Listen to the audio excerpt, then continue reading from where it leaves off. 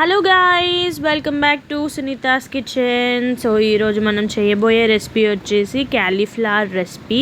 So దీనికి కావాల్సిన పదార్థాలు ఉల్లిపాయలు, పచ్చిమిరపకాయలు, టమాటా, కొత్తిమీర, సాల్ట్, ఉప్పు అండ్ పసుపు. సో మనం ఈ క్యాలీఫ్లవర్ని చిన్నగా కట్ చేసి పెట్టుకోవాలి. తర్వాత స్టవ్ వెలిగించుకొని అందులో కొంచెం వాటర్ని బాయిల్ చేసుకోవాలి. బాయిల్ చేసుకున్న వాటర్లో మనము కట్ చేసి పెట్టుకున్న ఈ క్యాలీఫ్లవర్ ముక్కల్ని అందులో కొంచెం బాయిల్ చేసుకోవాలన్నమాట. ఇది ఏంటంటే మనకి కొంచెం అందులో ఏమన్నా పురుగులు కానీ ఏమైనా ఉంటే ఆ బాయిలింగ్ వాటర్లో అవి చనిపోతాయి అన్నమాట. సో ఇది చాలా మంచి రెసిపీ అన్నమాట. ఈ విధంగా చేసుకొని బాయిల్ చేసుకున్న తర్వాత పక్కన పెట్టుకోవాలి. సో తర్వాత ఒక ప్యాన్ తీసుకొని ప్యాన్ హీట్ ఎక్కిన తర్వాత మనం అందులోకి కొంచెం ఆయిల్ 2 స్పూన్స్ ఆఫ్ ఆయిల్ వేసుకోవాలి.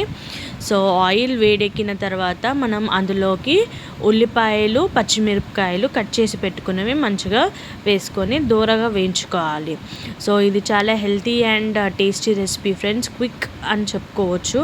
అందులో కొంచెం పసుపు వేసుకోవాలి, 1 టీ స్పూన్ వేసుకొని మంచిగా అలా కలుపుకొని దాన్ని పచ్చిమిరపకాయలు ఆ పసుపు స్మెల్ పోయేదాకా మనము వేయించుకోవాలి. తర్వాత మనం ఏవైతే బాయిల్ చేసి పెట్టుకున్న క్యాలీఫ్లవర్ ఉందో అందులో వేసుకోవాలి.